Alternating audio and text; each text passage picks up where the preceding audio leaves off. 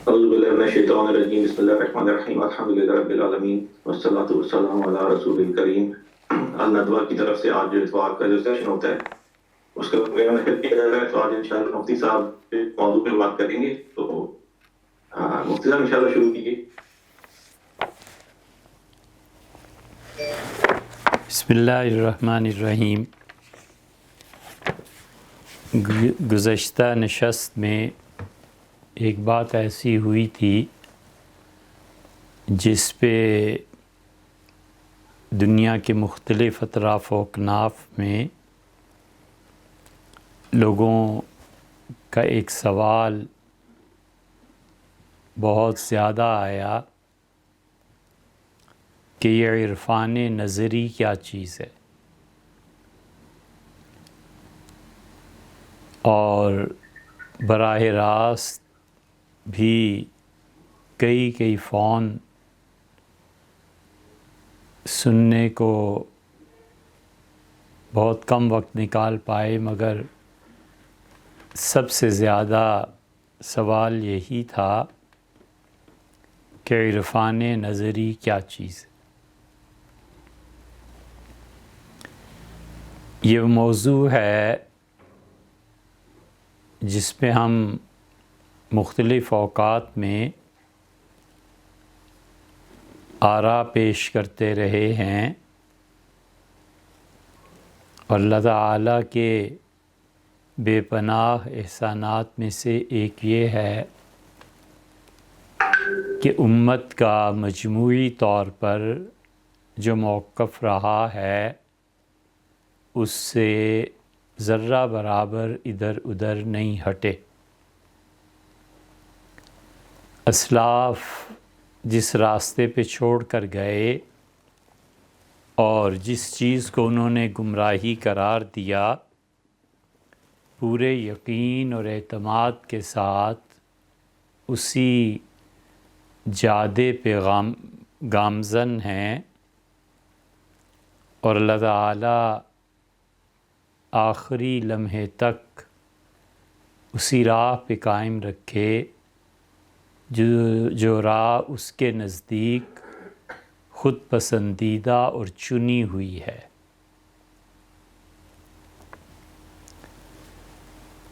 اور معلوم نہیں، کوئی بھی نہیں جانتا، ایک ہم ہی کیا، کہ کب وہ دنیا سے چل پڑے۔ تو بہت سی چیزیں اب آہستہ آہستہ ایسی آتی جا رہی ہیں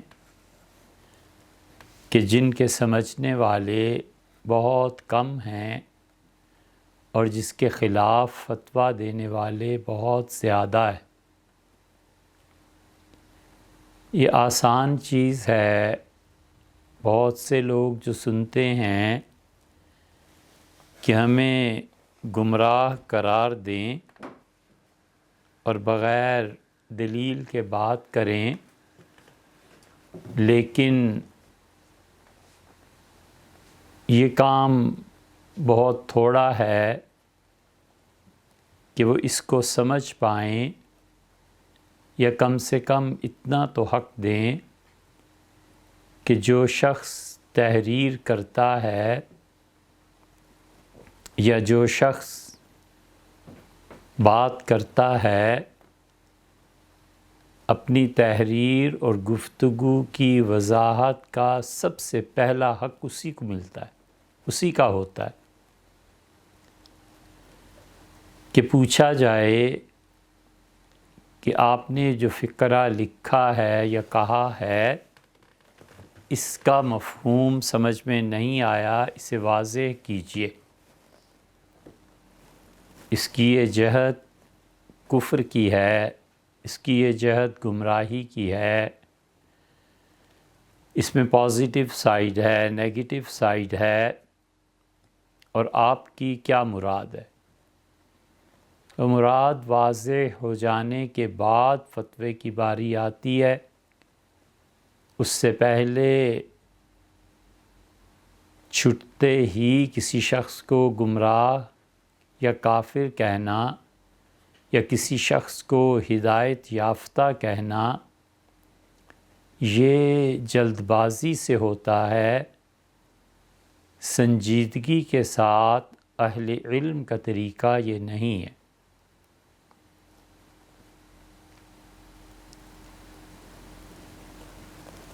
اس لیے خیال یہ ہے کہ عمر آپ لوگوں کے در سے جو ملا اس پہ پلے بڑھے، اور جو کچھ مختلف لوگ احسانات کرتے رہے، اللہ تعالیٰ اپنی شان کے مطابق انہیں اس کا اجر عنایت فرمائے، لیکن جس پودے کو انہوں نے پانی دیا وہ پھل کئی مرتبہ اب سامنے آتے ہیں، وہ ان کے سامنے رکھے جائیں۔ عرفان نظری کے بارے میں کبھی گفتگو نہیں ہوئی، لیکن اب یہ چند ایک چیزیں ایسی ہیں کہ کسی چیز کا کوئی بھروسہ نہیں، اور وہ اجالے اپنی یادوں کے ہمارے ساتھ رہنے دو، نہ جانے کس گلی میں، اجالے اپنی یادوں کے ہمارے ساتھ رہنے دو، نہ جانے کس گلی میں زندگی کی شام ہو جائے۔ تو یہ ان چیزوں میں سے ہے جو کئی سال سوچنے کے بعد اب خیال آتا ہے کہ اسے ریکارڈ کرا دیا جائے۔ اب نہ صحیح، شاید کبھی کوئی آئے جو ان چیزوں کو سمجھ سکے۔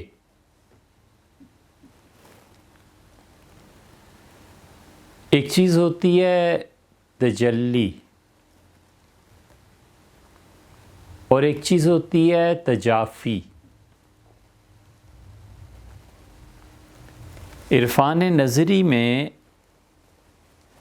بہت شدید مشکلات جس مسئلے کو سمجھنے میں پیش آتی ہیں، وہ وجود کی وحدت ہے اور تجلی ہے۔ تجافی کا مطلب یہ ہوتا ہے کہ آپ ایک کرسی پہ بیٹھے ہیں اور آپ اٹھ کے سامنے والی کرسی پہ تشریف لے گئے، تو یہ تجافی ہے۔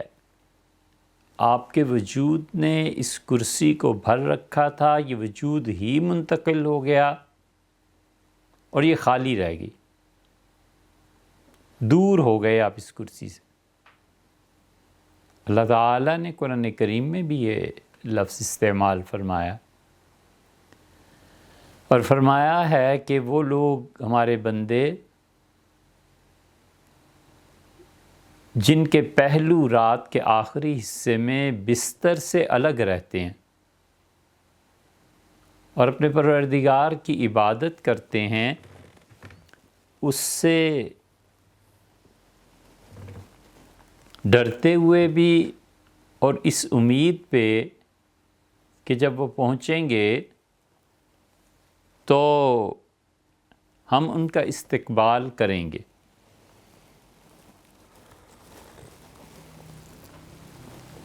جو لوگ اس دنیا سے گزرے ہوتے ہیں وہ جانتے ہیں کہ تجافی اور تجلی میں کتنا فرق ہے۔ اپنے مقام سے ہٹ جانا اور اس کو خالی چھوڑ دینا یہ تجافی ہے، اور اپنے مقام پر قائم رہتے ہوئے دوسرے پہ اثر انداز ہونا یہ تجلی ہے۔ اللہ اپنے اس مقام پہ قائم رہے جس کی اس نے خبر اور اطلاع دی ہے، اور جو اس کے شایان شان ہے، بغیر اس بات کے اس کا وہم اور تصور بھی نہیں کیا جا سکتا کہ اس کا مقام حدود و قیود کا پابند ہے۔ زمانہ اس سے وہ بہت وراء الورا ہے، اور جہات ستہ، جہات ثمانیہ کوئی چیز نہیں ہے جو اس کے مقام کا احاطہ کرے، اور بس وہ وہیں ہے جہاں پہلے بھی تھا اور جہاں اب بھی ہے۔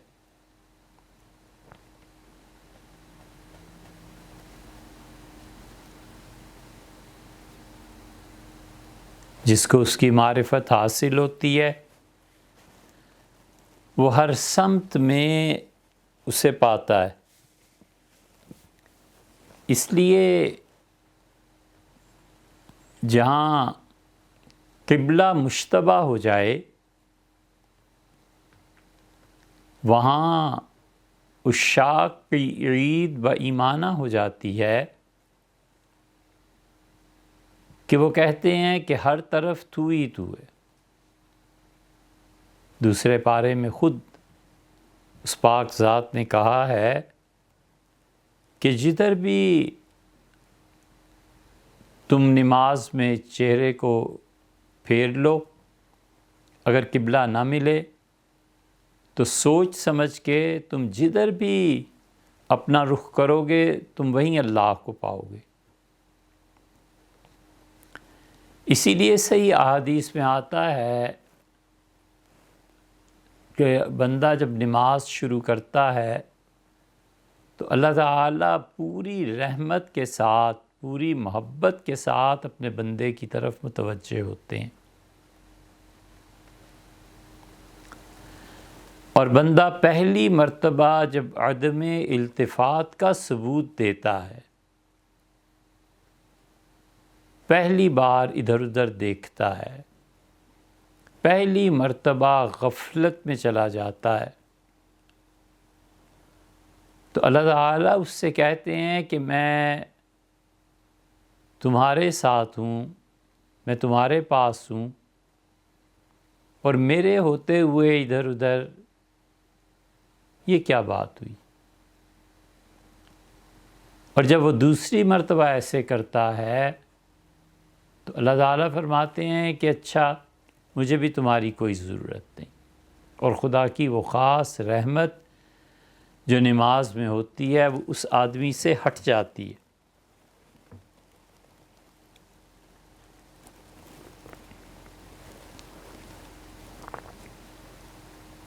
تو تجلی میں جس کی بھی تجلی ہے وہ اپنے مقام اور مرکز پر قائم ہے، جو کچھ اس کے جی میں اندر ہے اس کی تجلی پڑتی ہے۔ بہت آسان ہے اس کا سمجھنا، کچھ دشوار نہیں۔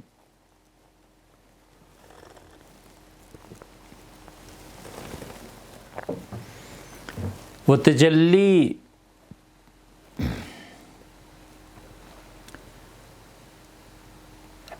کلام کی بڑھتی ہے۔ ایک آدمی دوسرے آدمی سے بات کرتا ہے تو جو کچھ اس کے اندر ہے وہ اپنی تجلی اپنی زبان کے ذریعے اس کے کانوں میں منتقل کرتا ہے۔ بہت آسان ہے۔ یہ تجلی کبھی کلام کی بجائے اشارے سے منتقل ہوتی ہے۔ جو لوگ اشاروں کی زبان میں گفتگو کرتے ہیں، ہاتھ سے اشارہ کرتے ہیں کہ یہاں کھڑے ہو جاؤ، یہاں آؤ، یہ سب اس کے من میں جو چیز ہے اس کی تجلی دوسرے پہ ڈال رہا ہے اشاروں سے۔ کبھی یہی چیز تحریر کے ذریعے بھی ہوتی ہے، جو کچھ اس کے اندر ہے وہ تحریر کے ذریعے دوسرے پہ واضح کرتا ہے، منکشف کرتا ہے۔ اور اسی طرح سے تجلیات جب پڑتی ہیں فرد پہ، تو تجلی ڈالنے والے کو جو چیز کرنی ہوتی ہے وہ دوسرے پہ وارد ہوتی ہے۔ جو تجلی ڈالتا ہے وہ تجافی میں نہیں پڑتا، وہ اپنی جگہ پہ قائم ہے، اور ساری کائنات میں یہ تجلیات ہوتی ہیں۔ اور اچھی طرح سمجھنا چاہیے کہ یہ کل کائنات جو اربوں سال سے، کھربوں سال سے، نامعلوم مدت سے چل رہی ہے، اور جب تک یہ بالکل فنا نہ ہو جائے، اس کا آخری ذرہ تک حادثے کا شکار نہ ہو جائے، یہ محض اللہ کی ایک تجلی ہے، اس سے زیادہ کچھ نہیں۔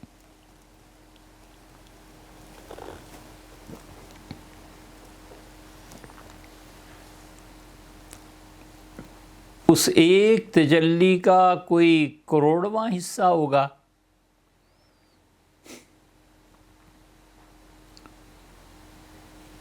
کہ ایک اچھا پلاٹ، اچھی کوٹھی، اچھی رقم اس تجلی کرنے والے سے انسان کو ہٹا دے، اس سے بھی بڑا بے وقوف کوئی ہوگا؟ کہ اللہ نے جس کو علم دیا ہو، اور اللہ تعالیٰ نے جسے نوازا ہو اپنے دین کی خدمت سے، اور وہ محض کفر میں اور دین حق سے پھرنے میں اتنا سستا پھر جائے، اس سے زیادہ احمق کون ہوگا؟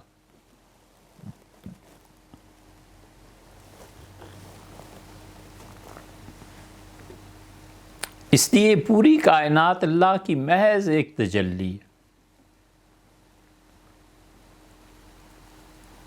اسی وجہ سے اللہ تعالیٰ نے قرآن کریم میں جس پر بھی اللہ نے انعام کیا ہو،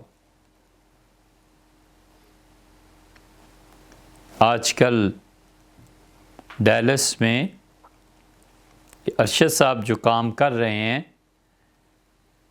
کہ فرانسیسی میں حضرت رسالت پناہ صلی اللہ علیہ وسلم کی سیرت طیبہ کا ترجمہ چھاپا جائے، اور اسے فرانس میں یا جو بھی لوگ فرانسیسی پڑھتے ہیں ان لوگوں کو دیا جائے، اور سیرت طیبہ کو غیر مسلموں کے سامنے رکھا جائے۔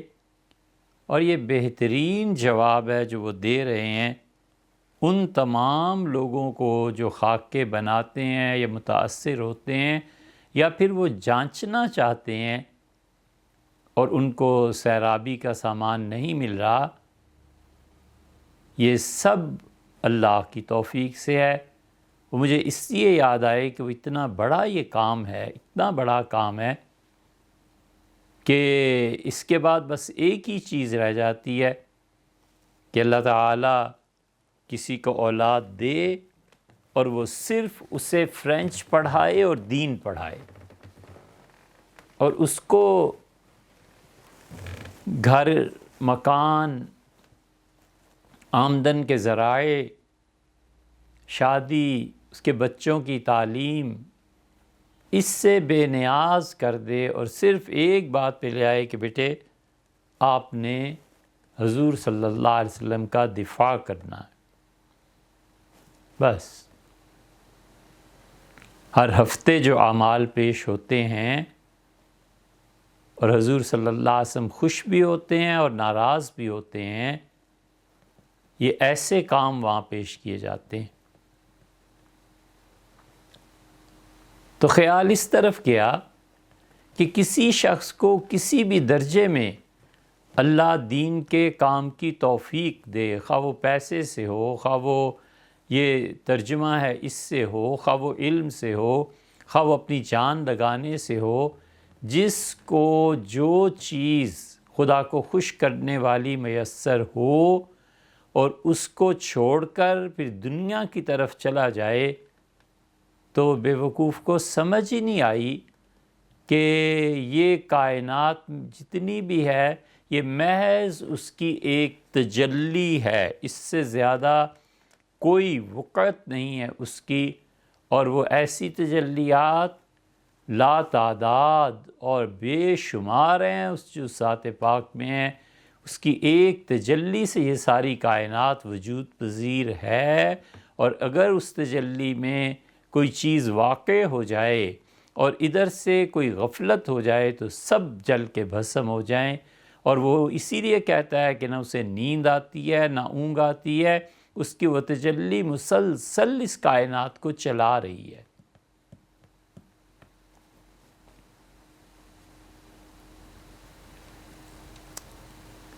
تو یہ جو کام کر رہے ہیں نا وہ ارشد صاحب، یا جو بھی کر رہا ہے، یہ چونکہ کام بہت اچھا ہے، اس سے ہمیں بڑی خوشی ہے کہ قیامت کے دن یہ ان کی حسنات میں اللہ کے ہاں پیش ہوگا انشاءاللہ، اور اللہ انشاءاللہ اسے قبول بھی کرے گا، اور رسول اللہ صلی اللہ علیہ وسلم کی خوشی کا موجب بھی کہ صحیح انہوں نے ان کا دفاع کیا ہے۔ تو اللہ کی تجلیات پڑھتی ہیں، اور اللہ کی تجلیات جو پڑھتی ہیں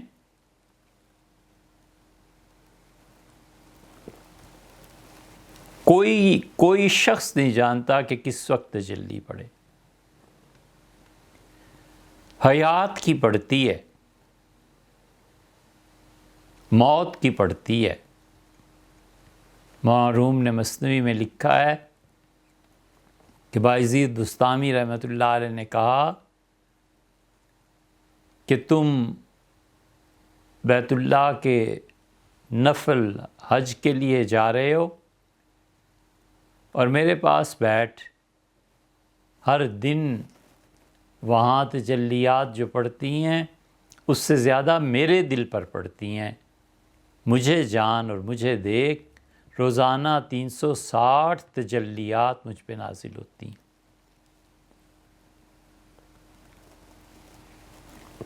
360، 300، 770، یہ کبھی کبھی حقیقی ہوتا ہے اور کبھی کبھی عربی زبان میں مجازی معنی میں استعمال ہوتا ہے، جیسے اردو میں 20 مرتبہ۔ تو اب کوئی کاؤنٹنگ تھوڑی کرتا ہے کہ 20 مرتبہ کہا کہ 10 مرتبہ، 1000 بار آپ کو سمجھایا، 1000 کی کاؤنٹنگ تھوڑی ہوتی ہے۔ اس طرح یہ محاورے استعمال ہوتے ہیں۔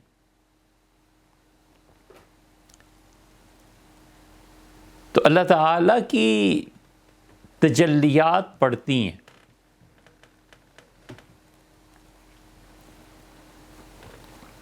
انسانوں کی تجلیات پڑھتی ہیں۔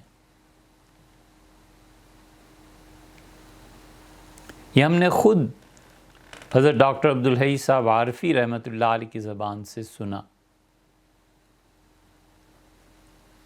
وہ خلیفہ تھے حضرت تھانوی رحمۃ اللہ علیہ کے۔ یہ تقی عثمانی صاحب سے پوچھیے، مفتی رفیع عثمانی صاحب سے پوچھیے، اللہ تعالیٰ سلامت رکھے انہیں۔ ان کے سامنے بھی حضرت نے فرمایا کہ حضرت تھانوی رحمۃ اللہ علیہ نے، ڈاکٹر صاحب فرماتے تھے کہ ایک چیز تھی، کوئی بات تھی، اسے کینسل کرنا تھا، تو میرے دل میں بھی یہی آیا کہ کام نہیں ہونا چاہیے، تو میں حضرت تھانوی رحمۃ اللہ علیہ مجھ سے فرما چکے تھے، پھر اس کام کو نہیں کرنا تھا، تو میں حاضر ہوا، تو میں نے کہا حضرت اس کام کے کرنے کو کچھ ایسے ہی مسئلہ تھا۔ بہرحال اس میں یہ بات پکی ہے کہ حضرت تھانوی رحمۃ اللہ نے فرمایا کہ یہ بھی کوئی بات ہے کہ ہم کوئی بات تمہیں کہنا سمجھانا چاہیں اور تمہارے دل میں نہ اتار سکیں۔ مشائخ کی تجلیات ایسے پڑتی ہیں،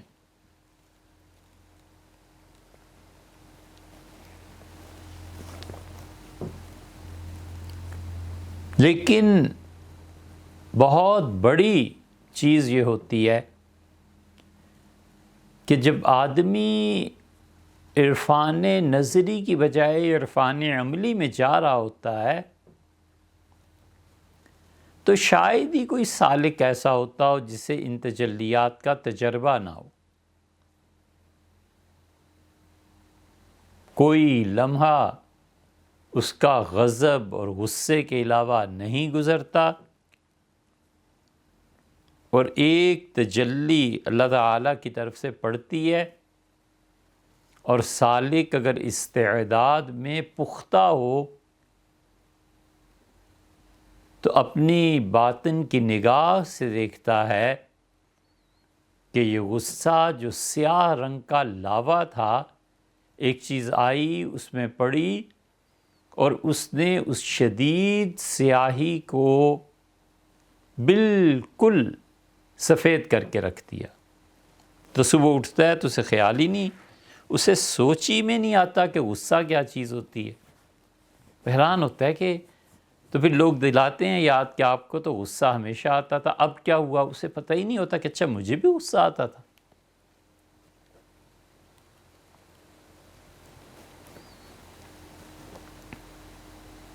جن سے مخالف اور یہ مسائل ایک تجلی سب دھو کے رکھ دیتی ہے، بھول جاتا ہے کہ کبھی یہ سوچ بھی آتی تھی. وحشت ہوتی ہے.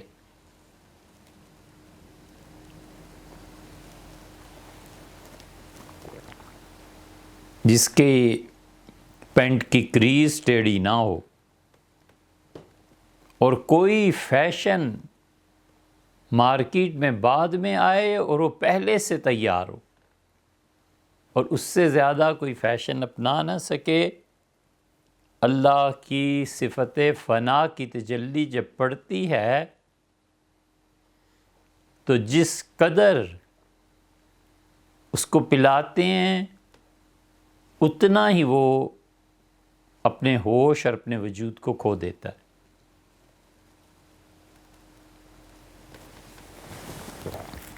اس قدر تند میں اتنے کم سن کے لیے ساقیات تھوڑی لا ان کے لیے. اور یہی تجلی پوری قوت کے ساتھ کبھی پڑتی ہے تو موت اتنی آسان ہو جاتی ہے جیسے گلاب کے پھول کو آپ سونگھ لیں، جیسے پھلوں کی خوشبو آنے لگے اور آدمی کہتا ہے کیا اچھی خوشبو ہے، امرود کی ہے، آم کی ہے، کباب کتنے اچھے بھن رہے ہیں، دیکھو کیسی خوشبو ہے. اس سے زیادہ موت کچھ نہیں ہوتی.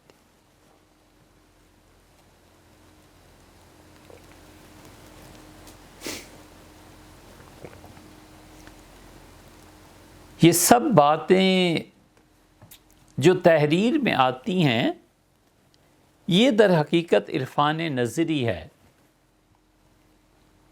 پہلے ایسی چیزوں کا وجود ہوتا ہے اور اس وجود کو وہ تحریر کرتا ہے کہ میرے ساتھ زندگی میں یہ پیش آیا. آپ انصاف سے کام لیں. اللہ تعالیٰ جو بھی سنے اس کے ساتھ رحمت کا معاملہ کرے. آپ بالکل انصاف سے کام لیں. ایک آدمی کی یہ کیفیات ہیں ساری اور اسے لکھ دیتا ہے، اور اب ایک گلی محلے کا بچہ اٹھ کے کہتا ہے کہ چچا تمہیں کیا پتہ ان چیزوں کو کیا ہوتا ہے.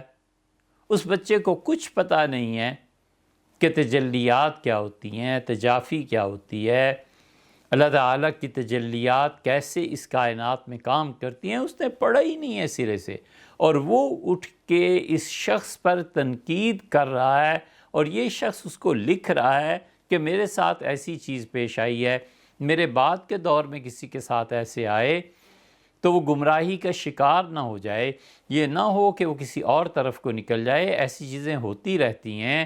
تجلی پڑی ہے مجھ پہ ایسی کہ میں سمجھتا ہوں میں مہدی ہوں.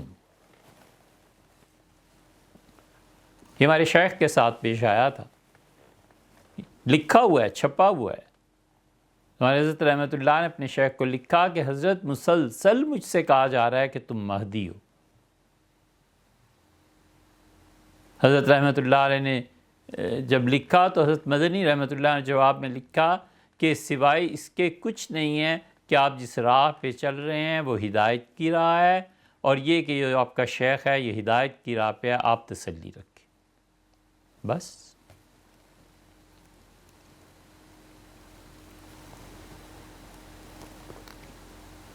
یہ خود حضرت رائے پوری رحمۃ اللہ علیہ فرماتے تھے۔ مولانا ابو الحسن علی ندوی رحمۃ اللہ علیہ کے شیخ کہتے تھے کہ مولانا اللہ بخش صاحب بہاول نگری تہجد کے وقت سے بیزار تھے، اور حضرت شاہ عبد الرحیم صاحب رائے پوری رحمۃ اللہ علیہ یہ ان کا معمول تھا کہ فجر پڑھتے ہی اپنے حجرے میں چلے جاتے تھے، کئی گھنٹے مراقبات میں، ذکر اذکار میں، پھر اس کے بعد باہر 9-10 بجے دن چڑھے تشریف لاتے تھے۔ تو اللہ بخش صاحب رحمۃ اللہ علیہ کی کیفیت کسی کی سمجھ میں آ ہی نہیں رہی تھی، اور بڑا مقام تھا ان کا۔ حضرت شاہ عبد الرحیم صاحب رائے پوری رحمۃ اللہ علیہ کے خلفاء میں اس مقام کے آدمی کم تھے، بہت بہت بڑے آدمی۔ ان کے حالات اب کیا سنائیں۔ حضرت اپنے معمول کے مطابق شاہ عبد الرحیم صاحب رحمۃ اللہ علیہ فجر کی نماز پڑھی یا پڑھائی اور تشریف لے گئے۔ جب واپس آئے دروازہ کھلا تو انہوں نے اتنا پوچھا کہ اللہ بخش کیا حال ہے؟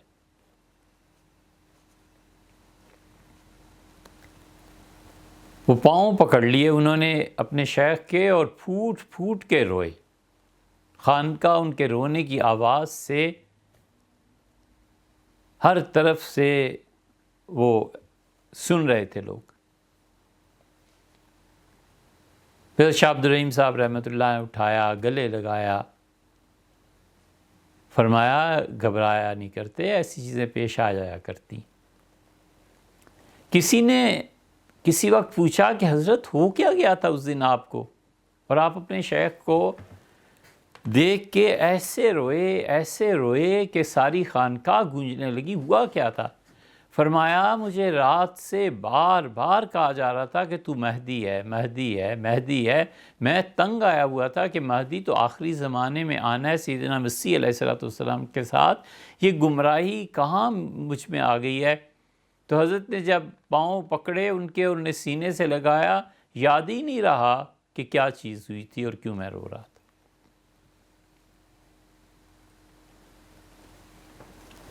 اب انصاف سے کام لیں، ایک آدمی نے یہ لکھ دیا میرے ساتھ، اب یہ کہہ سکتے ہیں کہ وہ جھوٹ بول رہا ہے، چلو بھائی جھوٹ بول رہا ہے، ولیعوذ باللہ ایک لمحے کے لیے۔ جس آدمی کو سرے سے سلوک کی ہوا ہی نہیں لگی، جس بچے کو پتہ ہی نہیں ہے کہ ذکر کیا ہوتا ہے، جس بچے کو پتہ ہی نہیں ہے کہ مراقبات کیا ہوتے ہیں، جس بچے نے کبھی اس کوچے میں قدم نہیں رکھا، وہ اٹھ کے اگر یہ کہنے لگے کہ یہ سب جھوٹ ہے، تو آپ خود انصاف کیجئے کہ اس کا کیا کیا جا سکتا ہے۔ اس لیے جتنے بھی لوگ تصوف پہ تنقید کرتے ہیں اور بے دردی سے ذبح کرتے ہیں اس موضوع کو، ان میں سے کسی سے پوچھئے کہ آپ نے فصوص الحکم پڑھی ہے؟ آپ نے کبھی جامی کو پڑھا ہے؟ آپ نے کبھی ملا صدرہ کو پڑھا ہے؟ کس بنیاد پہ آخر اٹھ کے آپ تنقید کریں اور یہاں تک کہ آپ کہیں کہ تصوف مستقل ایک دین ہے، کتاب و سنت کے مقابلے میں ایک دین ہے؟ تو ان چیزوں کو آپ جانتے نہیں ہیں، اس کوچے میں آپ آئے نہیں ہیں، آپ کیسے دعویٰ کرتے ہیں؟ اس لیے جو سامعین ہیں سن رہے ہیں، آپ خود انصاف کریں۔ ایک لمحے کے لیے ہمارا حق بنتا ہے کہ ہم میڈیکل میں دخل دیں اور کہیں یہ ہڈی یہاں سے ٹوٹی ہے تو ڈاکٹر صاحب اس طرح آپریشن ہوگا اور یہ چیزیں اس سے الگ. ہمیں پتہ ہی نہیں ہے سرے سے، ہم سرجری کی الف بے سے واقف نہیں ہیں، لیکن ہم یہ کہنا شروع کر دیں کہ ان ڈاکٹروں کو تو ہڈیاں جوڑنی نہیں آتی، وہ جو پرانے پہلوان ہوتے تھے نا وہ ٹھیک طرح کام کیا کرتے تھے. نہ ان پہلوانوں کا پتہ ہے، نہ ڈاکٹرز کا پتہ ہے، نہ علم پڑھا ہے، نہ ہی یہ پتہ ہے کہ ہاتھ بازو بچوں کے اتر جاتے ہیں تو ڈسلوکیٹ ہونے میں کیا ہوتا ہے اور ٹوٹ جائے تو اس کا فرق کیا ہوتا ہے. اتنا تک تو ہم بتا نہ پائیں اور تبصرے ہم یہ کریں کہ یہ ڈاکٹر بالکل جاہل ہوتے ہیں. کچھ خدا کا خوف چاہیے، انصاف چاہیے، کسی سے پڑھنا چاہیے. عرفان نظری یہ ہے، عرفان نظری بھی اصل نہیں ہے. اصل جو سلوک اور معرفت اور وہ جو چیزیں ہیں، جو لوگ ان چیزوں کو طے کرتے ہیں، آپ میں سے ہر ایک شخص کا 99% کا کم سے کم تجربہ ہے کہ وہ کوئی نہ کوئی خواب دیکھتا ہے اور 20 خواب اس کی زندگی میں صحیح ہوتے ہیں. 20 کبھی تعبیر کے اعتبار سے، کبھی جو کچھ وہ دیکھتا ہے بے عینی ہی وہی پیش آ جاتا ہے. ہزاروں نہیں لاکھوں افراد دنیا میں موجود ہیں. اب ہم جو کہنے لگیں کہ یہ ساری پری پلانڈ سازشیں ہیں، تم چونکہ سوچتے رہے تھے لہذا تمہیں خواب آ گیا، یہ انصاف کا خون کرنا ہے. وہ جو کچھ کہہ رہا ہے اس نے بغیر اپنے اختیار کے ایک چیز دیکھی ہے، دیکھی نہیں دکھائی گئی ہے. کیا صرف ایک ہی حل رہ گیا کہ ہم کہیں یہ جھوٹ ہے، جھوٹ بول رہا ہے؟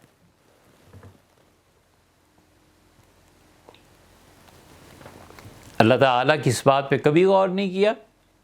اللہ نے فرمایا جو نبی صلی اللہ علیہ وسلم کے دل نے دیکھا اس میں جھوٹ کا کوئی شائبہ نہیں تھا.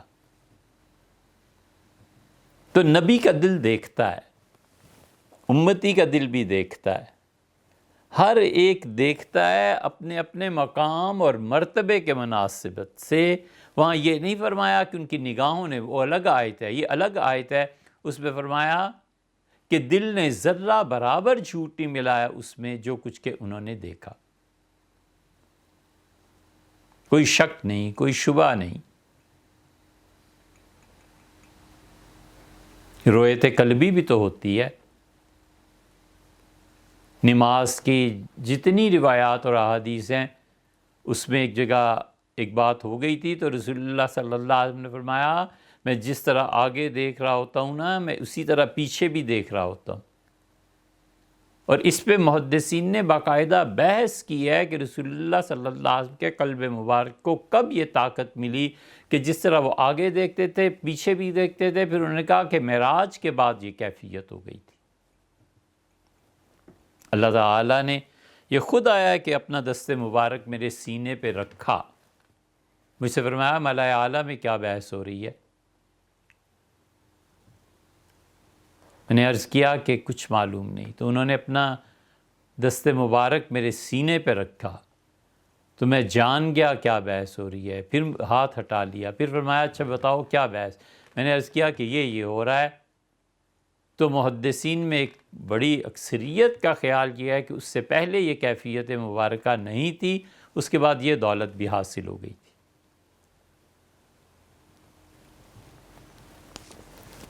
اس عرفان کے بعد جو کچھ صوفی دیکھتا ہے وہ لکھ دیتا ہے کہ یہ ہے. اب کیا کیا جا سکتا ہے؟ یا تو صاف کہیں کہ وہ جھوٹ بولتے ہیں، اپنے پاس سے گھڑتے تھے، یہودیوں اور عیسائیوں کے نمائندے تھے، معاذ اللہ اسلام کے خلاف یہ ایک سازش تھی، ہندوؤں سے متاثر ہو گئے تھے. کوئی ذرا روک کے پوچھے کہ حضرت آپ کی باتیں سر آنکھوں پہ، آپ نے کبھی پڑھا ہے کہ انہوں نے کہا کیا ہے؟ انہوں نے جو کچھ دیکھا ہے یا لکھا ہے وہ ہے کون سی کتابیں؟ ان کتابوں کی عبارتیں آپ سمجھ بھی پائیں؟ اور لکھنے والا کون ہے؟ ہم فرض کر لیں ایک لمحے کے لیے کہ ایک شخص اجمیر شریف میں رہتا ہے، ملتان میں رہتا ہے، کسی اور صوفی بزرگ کے مقبرے پہ رہتا ہے، اور معاذ اللہ چرس پیتا ہے، سوائے مفت کھانے پینے کے اسے کوئی کام نہیں ہے، نہ نماز، نہ روزہ، نہ شریعت، نہ دین، نہ علم، نہ عمل. وہ نعرہ لگاتا ہے کوئی، دوسرا کہتا ہے یہ تصوف ہے. لا حول ولا قوت الا باللہ. اس چرسی بھنگی کو ہم خاطر میں کیوں لائیں میاں، اور ہم جواب کیوں دیں؟ وہ اس مکتبہ فکر کا نمائندہ نہیں ہے. وہ گمراہ شخص اس مکتبہ فکر سے تعلق ہی نہیں رکھتا. اسے پتہ ہی نہیں دین. اور ممکن ہے کافر اور زندیق کو کفریہ جملے بکتا ہو، اس کو دیکھ کر اگر کوئی آدمی کہے کہ یہ ہے تمہارا تصوف، یہ ظلم ہے یا نہیں؟ ابھی پچھلے ہفتے ایک خاتون کے سر میں درد تھا اور بیٹے سے کہا کہ بیٹے مجھے بہت شدید تکلیف ہے، ڈاکٹر کے پاس چلتے ہیں. وہ ڈاکٹر صاحب کہاں تھے؟ روات کے قریب ایک گاؤں ہے، وہ چلی گئیں. اس نے ایک انجیکشن لگا دیا. انجیکشن لگتے ہی ان کی حالت بری ہونا شروع ہو گئی.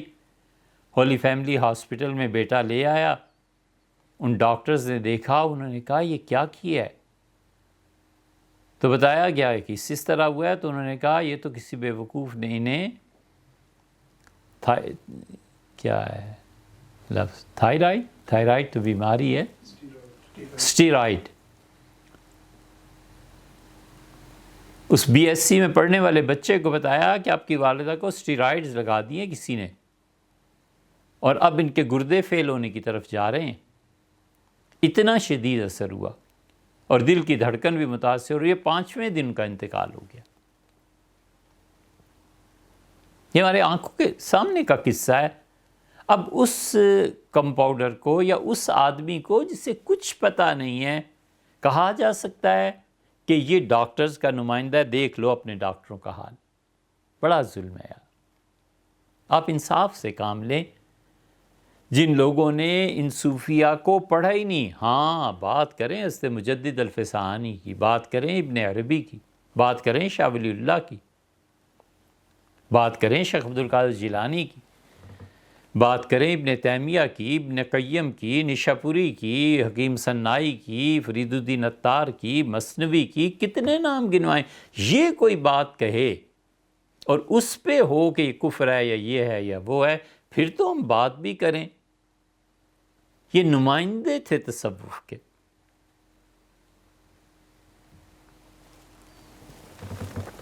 اتنے بڑے لوگ تھے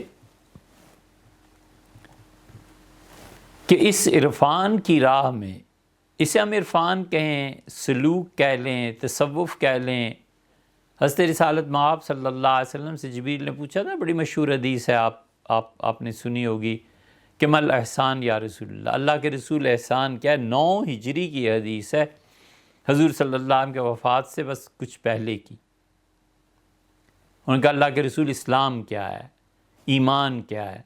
تیسرا جملہ انہوں نے کہا اللہ کے رسول احسان کیا ہے. تو حضور صلی اللہ علیہ وسلم فرمایا کہ تم اللہ تعالیٰ کی عبادت ایسے کرو. بڑی مشہور حدیث ہے، آپ نے سنی ہو. یہ جو چیز ہے نا احسان، اسے ہی عرفان بھی کہتے ہیں، اسی کو معرفت بھی کہتے ہیں، اسی کو تصوف بھی کہتے ہیں. سب ایک ہی حقیقت کے مختلف نام ہیں. علاقوں کی تبدیلی کی وجہ سے نام تبدیل ہو گئے، علم کی وجہ سے نام تبدیل ہو گئے. ایک خوبصورت نام کسی نے دیا، دوسرا خوبصورت نام کسی نے دیا.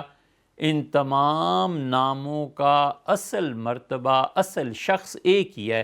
کوئی کہتا ہے میرا بیٹا، کوئی کہتا ہے شہزادے، کوئی کہتا ہے کہ بچے کیا کام ہے، کوئی کہتی ماں کچھ اور باپ کچھ اور ہے. وہ ایک ہی شخص اور اسی کے سارے نام ہیں. اس میں اشکال کیا ہے؟ حضور صلی اللہ علیہ وسلم سے احسان فرما رہے ہیں. صوفیہ نے مزید اس کا نام معرفت رکھ دیا تاکہ آسان لفظ ہے، لوگوں کو سمجھ میں آئے. اور جو نمائندے تھے اس کی بات کریں.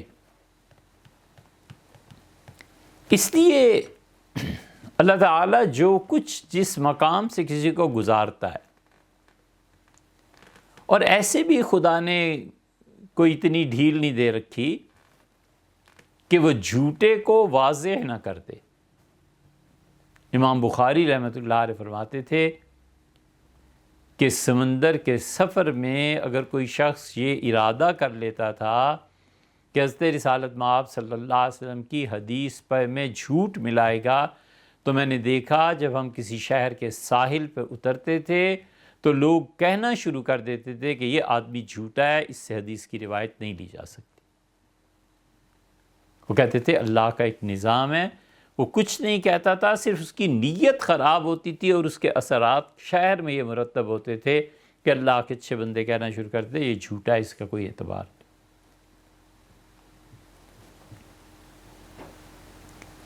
اس لیے جنہوں نے بھی اس عرفان و سلوک پہ بحث کی ہے، خدا نے ایسے نہیں ہے کہ اس جھوٹ کو چلنے دیا۔ یہ چرسی بھنگی کون سے سلسلے ان سے چلتے ہیں؟ کون ہے؟ ان کا نام لیوا ہی کوئی نہیں، پتہ ہی نہیں ہوتا، مر جاتے ہیں، کھپ جاتے ہیں۔ نام تو چلتا ہے ان کا جنہوں نے اپنے آپ کو خدا کے لیے فنا کیا ہوتا ہے، نام تو چلتا ہے ان کا جنہوں نے نام جپا ہوتا ہے، نام تو چلتا ہے ان کا جنہوں نے اپنے آپ کو فنا کیا ہوتا ہے اللہ کی ذات میں، اور اللہ اس کے بعد ان کے نام کو بقا دیتا ہے ان کی اپنی ذات میں۔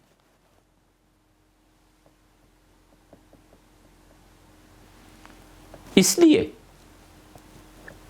آپ کو شاید سن کے حیرت ہو، اللہ کا شکر ہے اہل السنہ اتنے عظیم درجوں پر پہنچے ہیں کہ اہل تشیع نے بھی جب اس موضوع پہ لکھا ہے تو بڑے سے بڑا آدمی بھی آخر عاجز ہو گیا ہے کہ اپنے ہاں کہیں تلاش کرے کوئی عرفان کا بڑا آدمی، پھر واپس پلٹا ہے، پھر کہتا ہے کہ یہ آدمی ہے، یہ آدمی ہے، یہ آدمی ہے، یہ سنی ہیں سارے، اور یہ ہیں جو امام ہیں اس راہ کے، ہم نہیں ہیں۔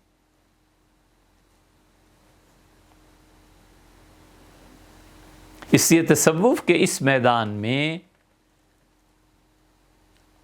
اہل تسنن نے، اہل السنہ نے شیعہ کی طرف رجوع نہیں کیا، انہوں نے کیا، کیونکہ ان میں بہت سے ائمہ تھے جو اللہ کے تقوی کے ساتھ قائم تھے۔ کفر اور اسلام کی تو کیا جنگ ہوتی، انہوں نے مانا کہ اس معاملے میں اہل السنہ کہیں آگے امامت میں چلے گئے ہیں اور ہم ان کے بچے ہیں، اور ان کے راہ پہ ان کے قدم دیکھ کے ہم بچے پیچھے پیچھے چل رہے ہیں، اصل مقام ان کا ہے۔ ابن عربی ہمارے امام ہیں،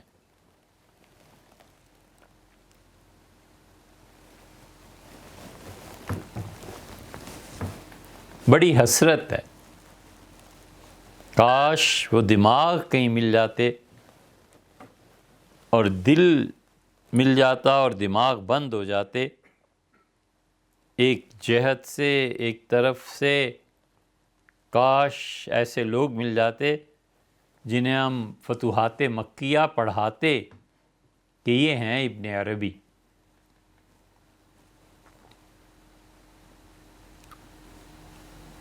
لیکن اب وہ چیز ہی نہیں رہی۔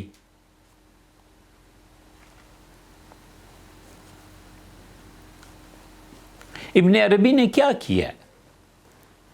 مکہ مکرمہ حاضر ہوئے تھے، اور مکہ مکرمہ کے ان کے قیام کے دوران جو چیزیں اللہ تعالیٰ کی طرف سے انہیں دکھائی گئی تھیں، ابن عربی نے جو چیزیں ان پہ کھلی تھیں، فتح کھلنے کو کہتے ہیں نا، سورہ فاتحہ آغاز ہوتا ہے نا، فاتح جو اس ملک کو فتح کرتا ہے، ملک کو کھولتا ہے اپنے لشکر کے لیے۔ مکہ مکرمہ میں جو چیزیں اللہ تعالیٰ نے ان پر کھولی تھیں، انہوں نے اپنے قیام کے دوران جو کچھ دیکھا تھا وہ اپنی بیٹی فاطمہ کے ساتھ حاضر ہوئے تھے. اس دوران جو کچھ ان کا مشاہدہ تھا انہوں نے اس کو لکھا اور اس کا نام رکھا فتوحات مکیہ، یعنی مکہ مکرمہ میں جو چیزیں خدا کی طرف سے پیش آئی تھی میرے ساتھ، میں نے وہ لکھا ہے. آپ میں سے کتنے ہزاروں جو عمرے اور حج پہ گئے ہوں گے اور انہوں نے عجیب و غریب خواب دیکھتے ہوں گے یا کچھ کیفیات آئی ہوں گی، وہ کیفیات کوئی لکھ دیتا ہے. اس لیے ابن عربی پہ تنقید کرنے والوں کو تو اتنا بھی پتہ نہیں ہوتا کہ اس فتوحات مکیہ کا نام کیا ہے. اور سبحان اللہ، تنقید ابن عربی رحمۃ اللہ علیہ. یہ حضرت، آپ نے کبھی فتوحات کو کھولا ہو، دیکھا ہو کس چیز پہ اعتراض ہے؟ ابن عربی رحمۃ اللہ علیہ انہوں نے جو کچھ لکھا ہے اور جو کچھ مکہ مکرمہ میں ان کو ملا ہے، یہ سب چیزیں انہوں نے فتوحات مکیہ میں لکھی ہیں. ایک شخص لکھتا ہے کہ مجھے مکہ مکرمہ میں روکا گیا اور یہ چیزیں لکھوائی گئیں اور مجھ سے کہا گیا کہ اگر تم یہ نہیں لکھو گے تو تمہیں آگ میں جلا دیا جائے گا. اور میں نے حضرت مہدی کو دیکھا اور حضرت مہدی نے مجھ سے کہا کہ یہ لکھو. یہ سب جھوٹ ہی ہے. کچھ خدا کا خوف چاہیے. اگر وہ جھوٹ ہے تو اس کے ذمے ہے جو لکھ کے گیا ہے، اور اگر وہ سچ ہے، اور ہم تو کم سے کم مانتے ہیں کہ وہ سچ ہے، تو پھر سوچ لینا چاہیے کہ میں نے اللہ کو کیا جواب دینا ہے.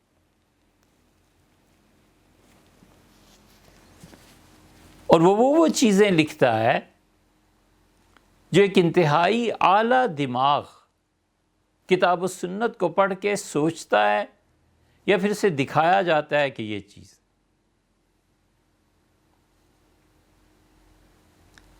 ابن عربی رحمۃ اللہ علیہ کی دوسری کتاب ہے فصوص الحکم. ابن عربی رحمۃ اللہ علیہ پہ ابھی ایک تحقیق آئی ہے اور ہمارا خیال تھا کہ ابن عربی رحمۃ اللہ علیہ کی کتابیں 500-600 سے زیادہ ہیں.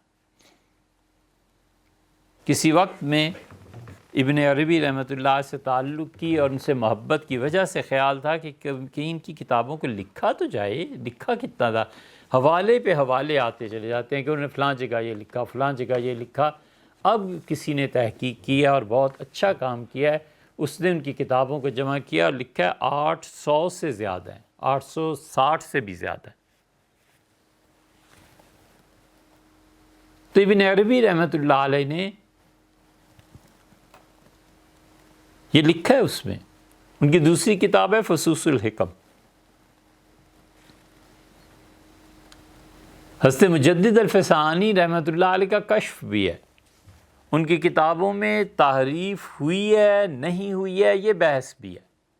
اگر ابن عربی رحمۃ اللہ علیہ کی کتابوں کو بدلا گیا ہے یہ بحث بھی ہے. ایک آدمی جب ان چیزوں کو پڑھتا ہے تو کہتا ہے میرا خیال ہے یہ میرے پاس دلائل ہیں کہ یہ عبارت حضرت کی نہیں ہو سکتی. ٹھیک ہے صاحب، بالکل یہ آپ کا حق بنتا ہے، آپ کے پاس دلائل ہیں. علم میں یہی ہوتا ہے نا، ٹھنڈا مزاج، دوسرے کی بات سننا، دلائل پر غور کرنا، محبت سے سمجھنا یا سمجھا دینا کہ نہیں میرا خیال نہیں ہے، میرا خیال ہے کہ یہ انہی کی عبارت ہے، دیکھو انہوں نے فلاں جگہ اور بھی لکھا ہے، یہ ہے یہ ہے. یہ ساری چیزیں علم سے تعلق رکھتی ہیں اور پرے کاہ کا علم نہیں.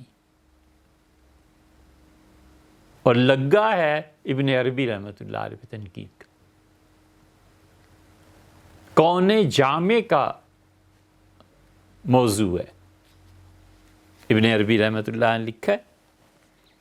ان سے پوچھیں جو ابن عربی کے ناقدین ہیں کہ یہ کون جامع ہوتا کیا ہے. ہوا بھی نہیں لگی ہوگی. انسان کامل کا تصور یہ پہلے بھی پایا جاتا تھا صحابہ رضی اللہ عنہ کے دور میں.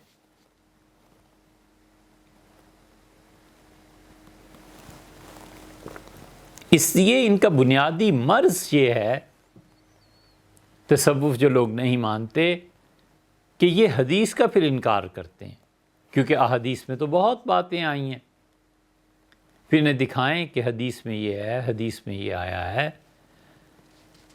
سیدنا علی رضی اللہ عنہ نے انسان کامل کا ایک تصور پیش کیا ہے، در منصور میں سیوطی نے اس روایت کو نقل کیا ہے۔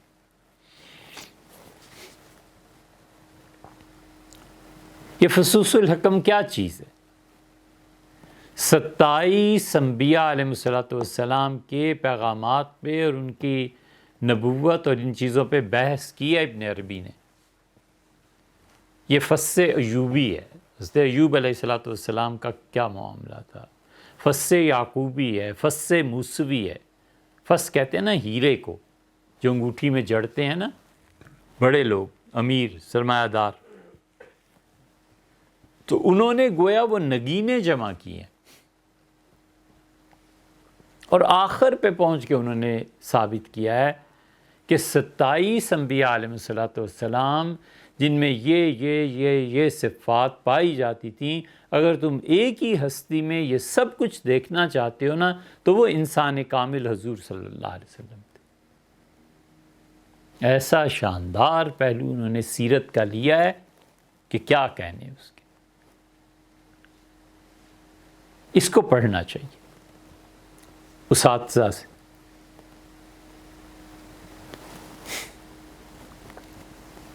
کہ فصوص ہے کیا چیز؟ اسے جن دوستوں نے سوال پوچھا نا عرفان نظری کا، یہ چیزیں اس میں پڑھنی پڑھانی ہوتی ہیں، پڑھنی پڑھانی چاہیے، ہوتی تو نہیں ہے، کون پڑھتا ہے اور کون پڑھاتا ہے، ہونی چاہیے۔ ٹھیک جو کچھ امام بخاری رحمۃ اللہ علیہ نے اپنی صحیح بخاری کے آخر پہ کتاب التوحید باندھی ہے۔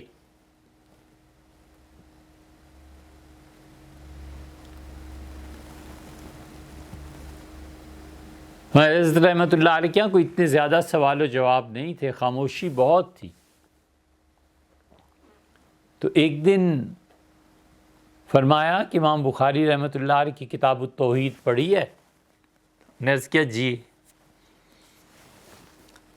پھر ایک دن کہا کہ آپ نے کتاب التوحید پڑھ لی تھی؟ ہم نے کہا جی۔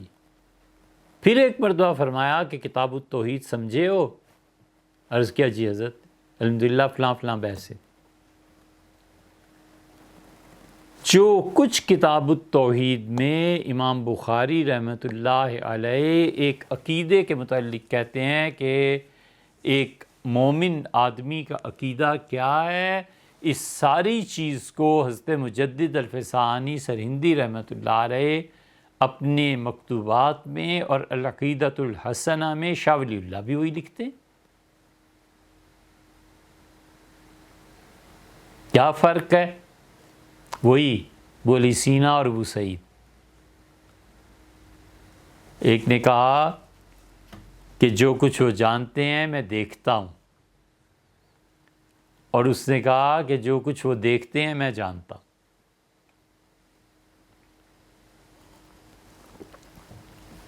دست رومی محمل لیلا گرفت، رومی اتنا تیز رو اڑنے والا، اس نے کہا لیلا تم کہاں جا رہی ہو؟ اور یہ کہہ کے جس سواری پہ سوار تھی اس پہ ہاتھ ڈال دیا جو اس کا حوج بنا ہوا تھا، لیلا تک پہنچا۔ اس کا کہاں جا رہی ہیں آپ؟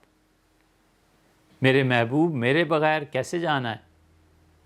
بو علی در غبار ناقہ گم کرد، اور جہاں لیلا بیٹھی ہوئی تھی، جو اس کی اونٹنی چل رہی تھی، اس اونٹنی کے چلنے سے پیچھے جو غبار اٹھ رہا تھا، بو علی سینا بیچارہ لاٹھی ٹیکتے ٹیکتے ابھی تک اس غبار میں تھا۔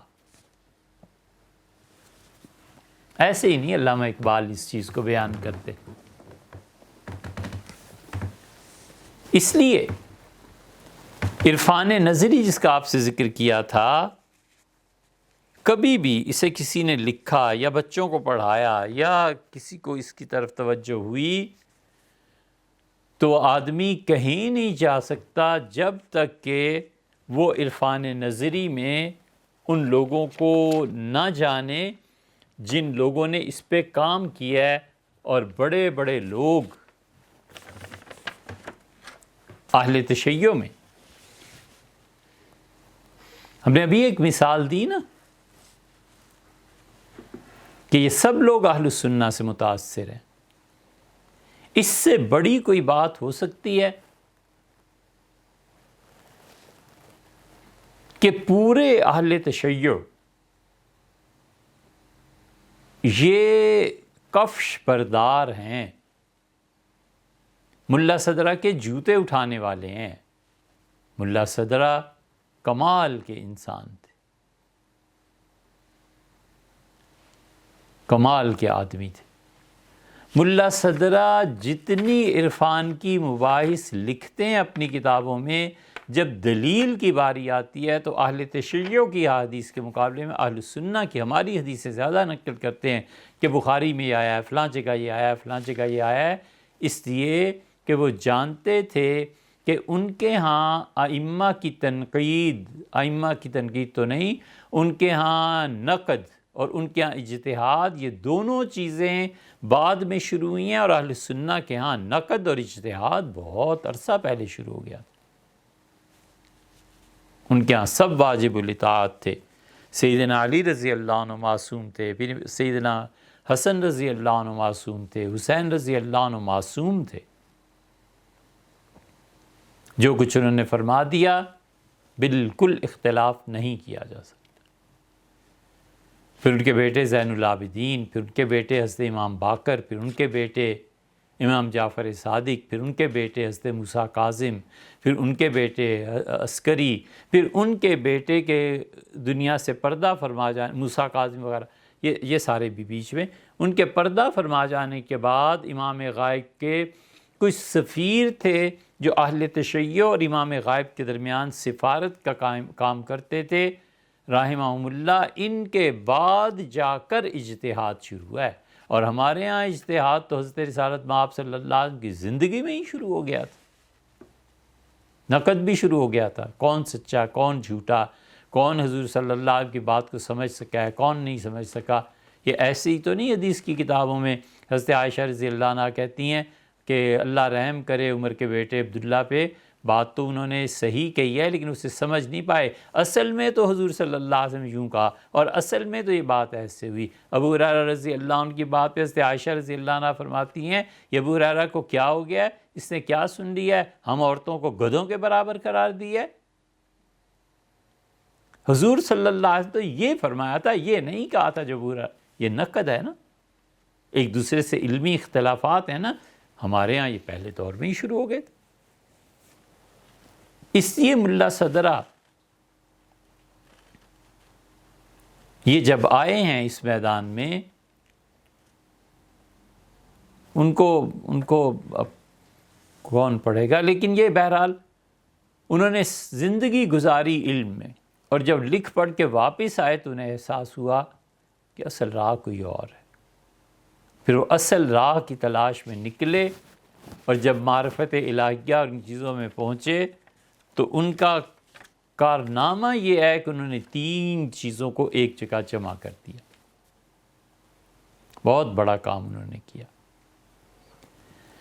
یہ جتنا عرفان ہے یہ ہاشم سے شروع ہوا تھا، ہاشم بصری سے، اور وہ استاد تھے سفیان ثوری رحمۃ اللہ علیہ کے، اور سفیان ثوری رحمۃ اللہ علیہ تبع تابعین میں ہیں. کہتے ہیں پہلی خانقاہ انہوں نے بنائی تھی. یہ صوفیہ کا اتنا بڑا احسان ہے، اللہ ہی انہیں جزا دے تو دے، قیامت تک کوئی انہیں جزا نہیں دے سکتا.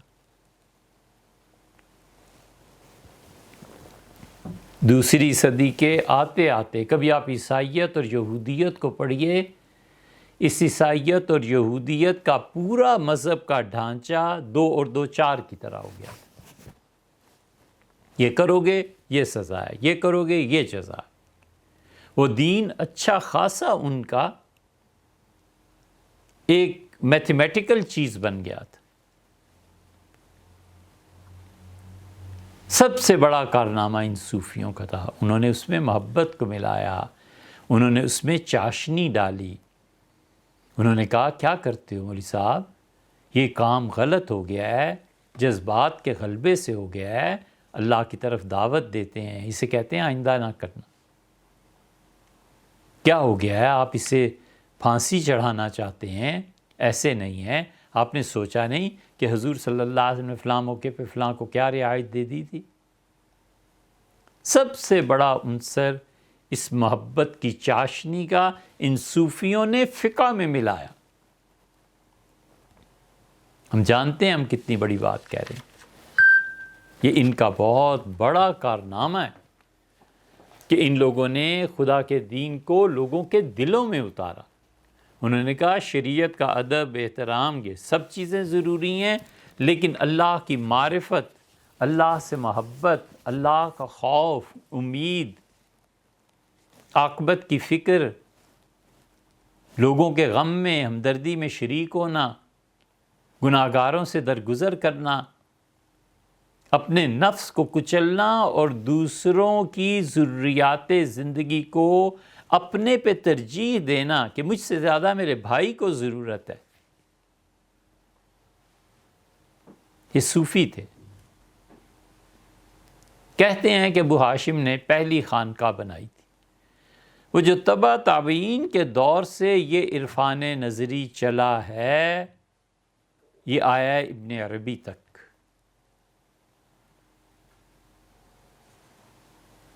اور صوفی یہی کہتے رہے کہ ہم ہر چیز میں اللہ کی تجلی کو دیکھتے ہیں۔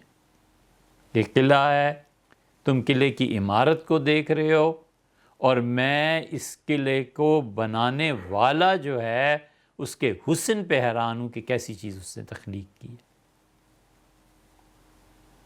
ابن عربی رحمۃ اللہ علیہ نے آ کر اسے ایک سٹیپ اور لیا، اور انہوں نے کہا کہ تم قلعے کو دیکھ رہے ہو اور سوچ رہے ہو کہ بنانے والے نے کتنی خوبصورت چیز بنائی ہے، اور یہ بھی کہو کہ وہ ہے،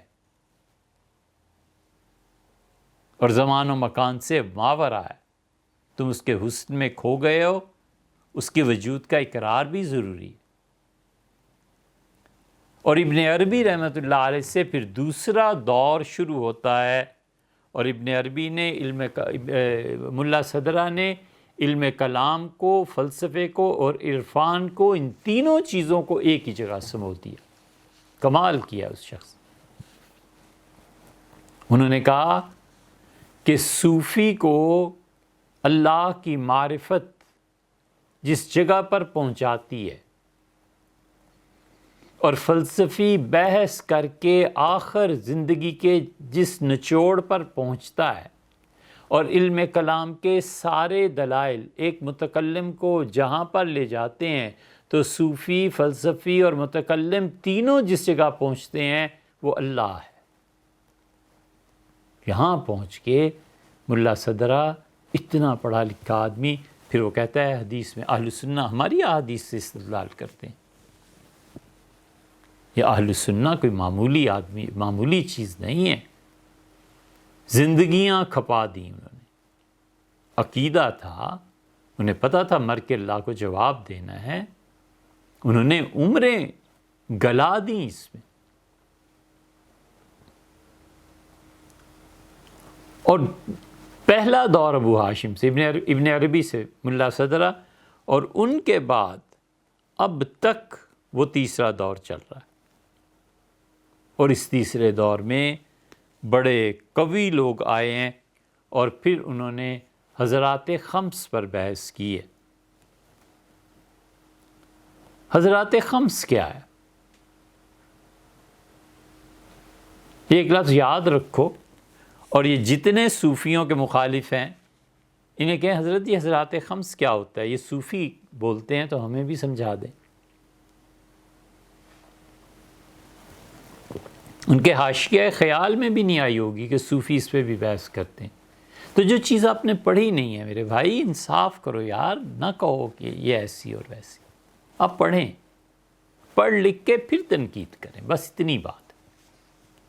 اور بھی ٹھنڈے مزاج سے، محبت سے، کہیں جا کر جھک جائیں، آپ کہیں جی یہ بات فلانے نے لکھی ہے، میری سمجھ سے بالا۔ مجھے سمجھائیں کیا ہے؟ اس کے باوجود سمجھا نہیں پاتا کوئی اور سمجھ میں نہیں آتی، پھر تو کوئی بات ہے، گھر بیٹھ کے بغیر پڑھے اللہ تعالیٰ کو جواب دینا ہے یا نہیں دینا؟ شاہ ولی اللہ محدث دہلوی رحمۃ اللہ علیہ کی سطاعات اور ان کتابوں میں ایسی عبارتیں آئی ہیں جو ہم نے بھی اپنے اساتذہ سے پوچھی کہ حضرت یہ لکھا ہے، انہوں نے کہا اس کا یہ مطلب ہے، ہم نے کہا اس کو بالکل لوگوں میں نہیں لانا چاہیے، شاہ صاحب نے لکھا ہے تو لکھا ہے، لیکن یہ شاہ صاحب رحمۃ اللہ علیہ کا تسامح ہے۔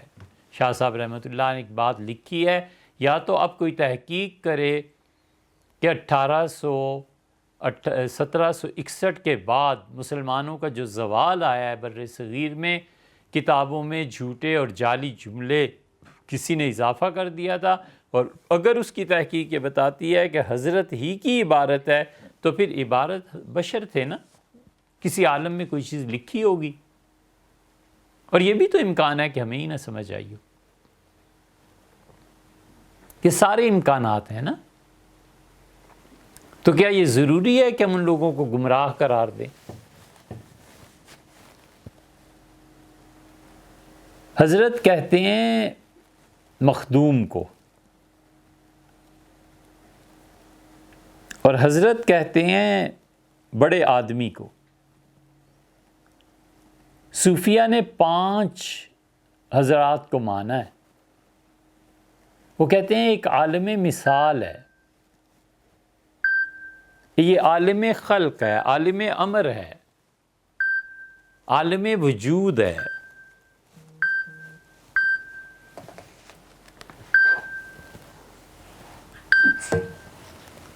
وہ یہ سارے اس کی بحث کرتے ہیں کہ وجود کن کن صورتوں میں دنیا میں ظاہر ہوتا ہے، عالم مثال میں کیا چیزیں ہیں۔ عالم مثال حضور صلی اللہ علیہ وسلم نے کہاں عالم مثال کی تشریح فرمائی، اس سے وہ نتائج برآمد کرتے ہیں۔ پھر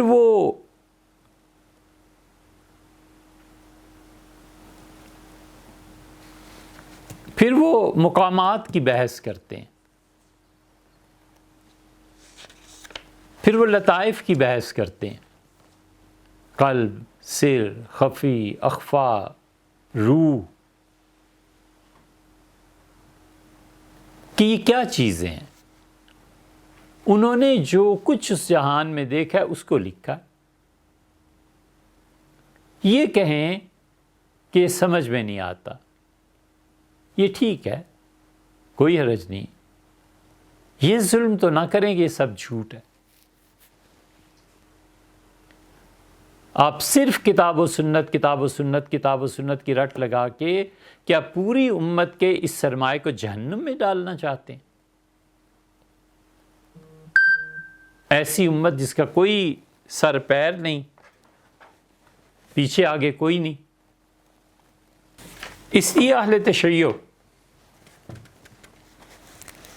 وہ کہتے ہیں کہ ابن عربی کو پڑھو،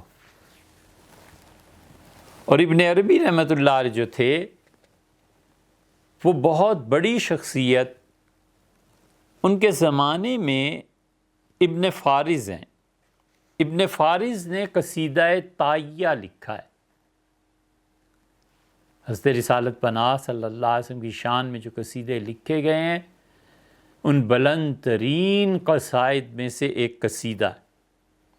انہی کے ہم اثر اس وقت موجود تھے شہاب الدین سہروردی، انہی سے کچھ فاصلے پہ شیخ عبد القادر جیلانی، اور انہی میں نجم الدین کبریٰ کہ عالم اسلام کے اتنے بڑے بڑے نمائندے تھے کہ اس وقت امت میں ایک اکثریت تھی جو ان کی طرف جھکی ہوئی تھی۔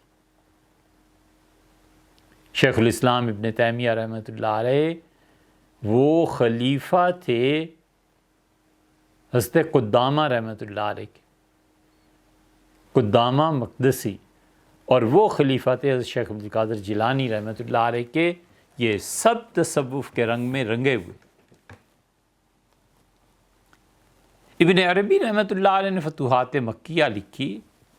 ابن عربی ابن رشد سے ملے تھے، اور ابن رشد کمال کا آدمی تھا، بیک وقت سے فلسفے اور فقہ ہر ایک چیز پہ عبور حاصل تھا. جس نے بھی بدایت المجتہد دیکھی ہے ابن رشد کی، اعتراف کرنا پڑتا ہے، سر جھکتا ہے اس کے سامنے. ابن رشد جنازے میں ایک جگہ ملاقات ہوئی تھی، اور ابن عربی رحمۃ اللہ علیہ کے والد نے انہیں بھیجا تھا کہ جاؤ اور ابن رشد میرے دوست ہیں، ان سے ملو. وہ ملے، دیر تک دیکھتے رہے. وہ ایک لمبا قصہ ہے کہ انہوں نے ایک لفظ بولا، پھر انہوں نے ایک لفظ بولا، اور اگر ابن رشد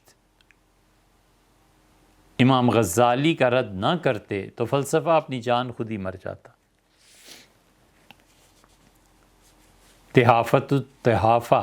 تحافت الفلاسفہ غزالی نے لکھی تھی کہ غزالی اتنے بلند پایا صوفی،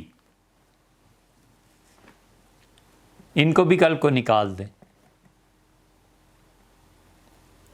غزالی کی کتاب جب ابن رشد تک پہنچی تو ابن رشد نے تحافت التحافہ لکھی. وہ جو کتاب انہوں نے لکھی اس نے ایک مرتبہ پھر فلسفے کی دیوار کو گرنے سے روک لیا، ورنہ وہ گر جاتی. فلسفہ بری طرح شکست کھاتا. لیکن یہ امت چلتی رہی. دوسرا شخص جس کو اس عرفان نظری میں بڑا بنیادی مقام حاصل ہے وہ جامی ہے. جامی رحمۃ اللہ علیہ ہرات کے. اور کوئی علم و فن، کوئی شعبہ ایسا ہے جس میں اس شخص نے کتاب نہ لکھی ہو. ان کا نعتیہ کلام اب بھی لوگ پڑھتے ہیں. جامی کی ایک کتاب ہے اصطلاحات تصوف، وہ کتاب پڑھنے کے قابل. تیسرے شخص ہیں ابن فارس، اور ابن فارس اور شہاب الدین سہروردی کی ملاقات ہوئی تھی مکہ مکرمہ میں. شہاب الدین سہروردی رحمۃ اللہ علیہ کی کتاب ہے عوارف المعارف. سینکڑوں سال تک خانقاہوں کے نصاب میں یہ داخل تھی اور پڑھتے پڑھاتے تھے. عوارف المعارف شہاب الدین سہروردی کی کتاب، سلسلہ سہروردیہ ادھر سے ہی شروع ہوا تھا، اور وہ خلیفہ تھے شیخ عبد القادر جیلانی رحمۃ اللہ علیہ. اور شیخ عبد القادر جیلانی رحمۃ اللہ علیہ، خالد صاحب نیند آ رہی ہے؟ بس کریں. جی نہیں مفتی صاحب کچھ میسج آ رہے تو میں جواب دے رہا تھا. اچھا. وہ خلیفہ شیخ عبد القادر جیلانی رحمۃ اللہ علیہ کے. اور یہ عوارف المعارف ہمیشہ صوفیہ پڑھتے پڑھاتے ہیں. آپ کے سامنے آپ پڑھیے ذرا، اس میں دیکھیں آپ کو کیا فرق ملے گا. وہ حنبلی تھے، انہوں نے فقہ کے مسائل اپنے اس حساب سے لکھے. یہ عوارف المعارف حضرت نظام الدین اولیاء رحمۃ اللہ علیہ نے اپنے شیخ خواجہ فرید الدین مسعود شکرگنج رحمۃ اللہ علیہ سے پڑھی تھی. حضرت نے ان سے کہا تھا کہ مجھ سے پڑھنی پڑے گی، تو انہوں نے سبقن پڑھی. اور ایک ایسا مرحلہ آیا جس پہ پہنچ کے فیصلہ کچھ بھی ہو سکتا تھا. وہ بہت بڑے عالم دین کہلاتے، اور جس طرح دلی کے بہت سے علماء کو زمین کھا گئی، حضرت نظام الدین اولیاء رحمۃ اللہ علیہ بھی انہی کے ساتھ چلے جاتے. وہ ایسا امتحان تھا کہ 800-900 سال تو ہو گئے. اب بھی جو علامہ اقبال نے ان کے متعلق لکھا ہے وہی پڑھ لیجئے. علامہ جا رہے تھے نا فلسفہ جرمنی، تو حضرت کی قبر پہ حاضر ہوئے تھے. علامہ اقبال نے پوری نظم لکھی ہے. فرشتے پڑھتے ہیں. یہ لکھا علامہ اقبال نے کہ ان کا نام فرشتے جپتے ہیں. بانگ درا کے بالکل آغاز میں حضرت جو نسخہ پڑھا رہے تھے حضرت فرید الدین مسعود شکر گنج رحمۃ اللہ علیہ، تو اس کی عبارت باریک قلم سے لکھی ہوگی یا کچھ ہوا ہوگا، بہرحال حضرت اٹک گئے. تو حضرت نظام الدین اولیاء رحمۃ اللہ علیہ نے کہا کہ حضرت دلی میں نے ایک نسخہ دیکھا ہے، بہت اچھی عبارت لکھی ہوئی تھی. بس اس پہ حضرت فرید الدین مسعود شکر گنج رحمۃ اللہ علیہ نے عوارف بند کر دی اور فرمایا نظام الدین میرے پاس اتنا وقت نہیں ہے کہ صحیح اور غلط نسخوں کی تمیز کرتا پھروں. اور غصے سے یہ کہا اٹھ کے چلے گئے. حضرت نظام الدین اولیاء رحمۃ اللہ علیہ کا یہ امتحان تھا. فرماتے تھے اگلی نماز میں آئے اور میری طرف کوئی توجہ نہیں فرمائی. پھر 2 دن اس حال میں گزر گئے. میں نے سوچا کہ کنواں ہے پاس، وہاں جا کر جنگل میں خودکشی کر لوں. میں گیا، پھر مجھے خیال آیا کہ خانقاہ بدنام ہوگی، لوگ کیا کہیں گے کہ صوفی ایسی غلط حرکتیں کرتے ہیں. پھر تیسرے دن میں نے پاؤں چھومے اور میں نے کہا حضرت میری غلطی تھی، مجھے نہیں کہنا چاہیے تھا.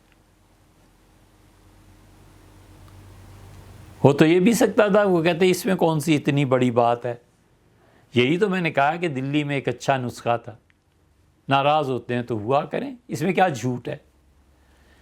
لیکن ان کے شیخ جانتے تھے کہ علم کا کبر توڑنا ضروری ہے، اور اب موقع ہے کہ اسے یہ دوا دی جائے. اس موقع پہ دیکھتے ہیں پھر کیا ہوتا ہے. اور پھر حضرت نے انہیں رخصت کیا، عوارف المعارف پڑھائی پوری، اور فرمایا نظام الدین جاؤ، اور میں دلی میں ایسا درخت لگا رہا ہوں. فرمایا کہ ہماری خلافت کے لیے 3 چیزوں کی ضرورت ہوتی ہے، علم، عقل اور عشق. اور بچے تم میں تینوں چیزیں اللہ نے رکھی ہیں. میں دلی میں ایسا درخت لگا رہا ہوں کہ اللہ کی مخلوق صدیوں اس کے چھاؤں میں بیٹھی رہے گی.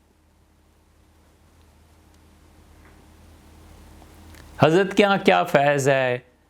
علامہ اقبال نے کہا نا فیض عام ہے تیرا، کہ علامہ اقبال جانتے ہوں گے جنہیں کوئی فیض ملا ہوگا حضرت نظام الدین اولیاء رحمۃ اللہ علیہ کی چیزیں. مگر ہم کئی مرتبہ ان کے مزار پر گئے تو خیال آتا رہا ہمیشہ کہ ہزاروں لوگ وہاں بیٹھ کے کھانا کھاتے ہیں، سینکڑوں لوگ. آپ میں سے جو بھی دلی گیا ہے وہ جانتا ہے، گاڑیاں رکتی ہیں، سیٹھ آتے ہیں ہندو مسلمان، اور وہ آرڈر دیتا ہے اور لمحہ بھر میں دسترخوان بچھ رہا ہے، کٹورے پھینکے جا رہے ہیں، پلیٹیں پھینکی جا رہی ہیں.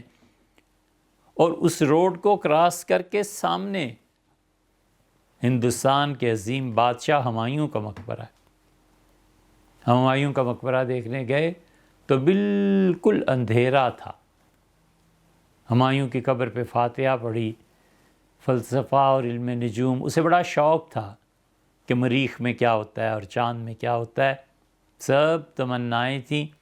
ایک بلی پھر رہی تھی اور ایک کونے میں ایک کوئی غریب آدمی اور اس کے ساتھ ایک خاتون تھیں، بیٹھ کے ٹھنڈا کھانا کھا رہے تھے. تو ہم نے سوچا جو اتنی عظیم سلطنت کا مالک تھا کہ چڑیا نہیں اس کے حکم کے بغیر اڑتی تھی، دم مارنے کی مجال نہیں تھی، اس کا روزہ اس کا مقبرہ دیکھو، اور ادھر دیکھو جس نے 4 دن اللہ کا نام اخلاص سے لیا اور اپنے شیخ کے ساتھ رہے، اس کو دیکھو جہاں ہزاروں نہیں لاکھوں لوگ کھانا کھا رہے ہیں، اور ادھر دیکھو اور ادھر دیکھو. اس لیے یہ صوفی لاوارث نہیں ہوتے، کوئی نہ کوئی وارث ان کا ہوتا ہی ہے، کوئی نہ کوئی انہیں سنبھال ہی لیتا ہے، کوئی نہ کوئی اس نسبت کو کہیں نہ کہیں سے جاری کر ہی دیتا ہے. تو جامی ہیں، ابن عربی ہیں، ابن فارض ہیں، ابن فارس کی ملاقات ہوئی تھی وہاں مکہ مکرمہ میں شہاب الدین سہروردی رحمۃ اللہ علیہ سے، اور یہ واقعہ آپ کو مل جائے گا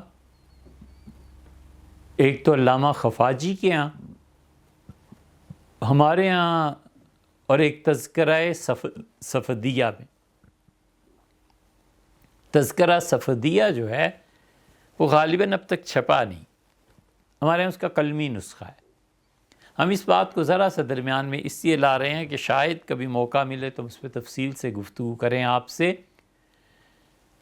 ان دونوں نے لکھا ہے کہ مکہ مکرمہ میں ان کی ملاقات ہوئی تو ابن فارس رحمۃ اللہ علیہ جھکے اور انہوں نے حضرت شہاب الدین سہروردی رحمۃ اللہ علیہ کی شان میں بات کی، اور انہوں نے کہا حضرت میں نے آپ کا نام سنا ہے، اور جب تک یہ ملاقات آج پہلی مرتبہ ہے اور آپ جب تک نہیں ملے تھے میری روح آپ کو سلام کرنے آتی تھی، آج میری آپ کی ملاقات ہوئی ہے، اپنا دایاں ہاتھ پھیلائیے، مجھے دیجیے میں اسے چوموں۔ یہ ہوا ہے۔ اس سے شیخ احمد رفاعی کے متعلق یہ جو بات کی گئی ہے یہ غلطی سے ہو گئی ہے۔ احمد رفاعی رحمۃ اللہ علیہ کے حالات میں کہیں نہیں ملے گا۔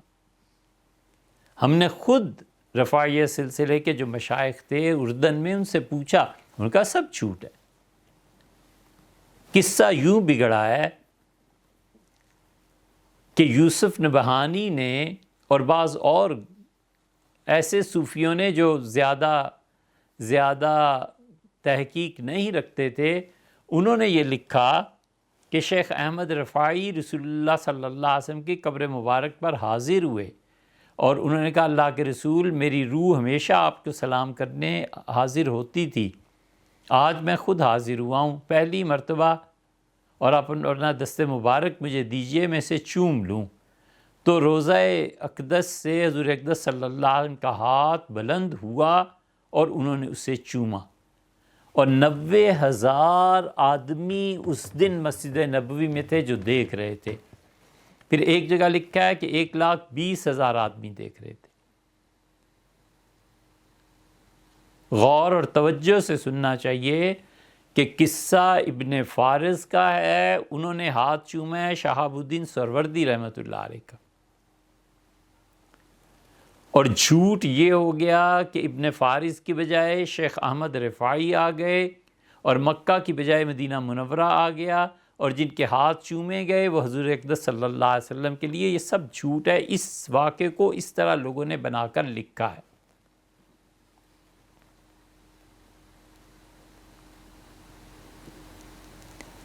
ابن فارس، ابن عربی، جامی، یہ بڑے بڑے اہل تشیع کے علماء جب عرفان پہ گفتگو کرتے ہیں تو ان سے بڑھ ہی نہیں سکتے، وہ جانتے ہیں۔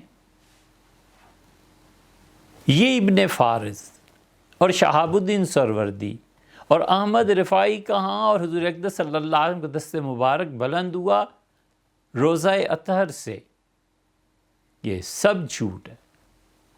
یہ واقعہ بغیر تحقیق کے لکھا گیا ہے، اور یہ پہلی مرتبہ ہم آپ کے سامنے پیش کر رہے ہیں۔ بھائی مانا کہ ہم نے آج تک اس پہ بات نہیں کی اور ہم کرتے بھی نہ اتنا، مگر اللہ تعالیٰ سلامت رکھے اور اللہ تعالیٰ ہر قسم کی مکروہات سے ان کی حفاظت فرمائے۔ یہ واقعہ حضرت مولانا تقی عثمانی صاحب مدظلم نے کراچی میں بیان کیا ہے، اور انہوں نے کہا کہ احمد رفاعی حاضر ہوئے تھے رحمۃ اللہ علیہ، اور حضور اقدس صلی اللہ علیہ وسلم کا دست مبارک باہر آیا اور انہوں نے چوما، اور مسجد نبوی میں ہزاروں افراد نے یہ دیکھا۔ پھر حضرت سے بھی پہلے، حضرت مولانا تقی صاحب سے پہلے حضرت شیخ مولانا زکریا صاحب رحمۃ اللہ علیہ بھی 2 جگہ یہ واقعہ تحریر فرمایا ہے، ایک فضائل درود شریف میں اور ایک حضرت نے تحریر فرما دیا ہے جو فضائل حج ہے اس میں۔ لیکن تحقیق کی بات ہم نے آپ کے سامنے رکھی ہے، کوئی ایسا واقعہ نہیں ہوا۔ احمد رفاعی رحمۃ اللہ علیہ عظیم اولیاء کرام میں ہونے کے باوجود حضور اقدس صلی اللہ علیہ وسلم کا دست مبارک نہیں نہ چوما ہے، نہ ہی یہ واقعہ پیش آیا۔ ان حضرات نے نقل کیا ہے اور اس لیے عرض کر دیا ہے کہ آج کل پوری دنیا میں حضرت کو اللہ تعالیٰ نے جو مقبولیت اور جو قبولیت عنایت فرمائی ہے، چونکہ انہوں نے ارشاد فرمایا، انہوں نے ایک تقریر میں یہ بیان کیا ہے، تو ہر جگہ سے لوگ پوچھ بھی رہے ہیں، سن بھی رہے ہیں۔ یہ واقعہ پیش آیا ہے جن حضرات کے ساتھ ہم نے آپ کو بتا دی۔ تو عرفان نظری میں ابن عربی کی کتابیں پڑھانی چاہیے۔ عرفان نظری میں جامی رحمۃ اللہ علیہ نے جو اصطلاحات تصوف لکھی ہیں وہ پڑھانی چاہیے۔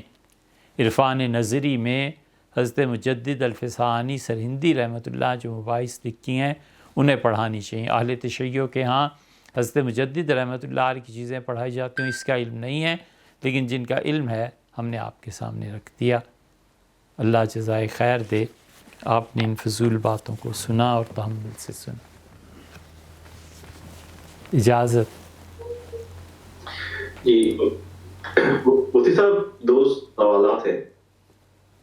ایک سوال تو مفتی صاحب جو اس پہ تصوف کے انکار کے اوپر جو ایک سوال یہ پیدا ہوتا ہے کہ جو لوگ انکار کر رہے ہیں وہ جیسے پہلے دور کے تو معتزلہ تھے، تو یہ بھی ذہن کے لوگ ہیں جو کہ عقل میں جو چیز نہیں آتی اس کا انکار ان لوگوں کی طرف سے ہو۔ ایک تو اس طرح کے حضرات جو ہیں وہ تصوف کا اور کرتے ہیں۔ دوسرا کیا کتنا وقت ہو؟ اس کی حد خالد صاحب درخواست ہے کہ ہم نے ایک صاحب سے 11:30 بجے کچھ گفتگو کرنی تھی، تو 9 فون کے آ چکے ہیں کہ بند کرو اس بات کو اور اپنی بات پوری کرو اور ختم کرو۔ وقت نہیں، وقت اتنا ہوتا آئندہ پہ رکھ لیں انشاءاللہ، بھیج دیجئے گا، میں انشاءاللہ اس پہ بھی بات آپ سے عرض کر دوں۔ وقت ہوتا تو میں ضرور عرض کرتا۔ بہت شکریہ آپ، جزاک، السلام علیکم۔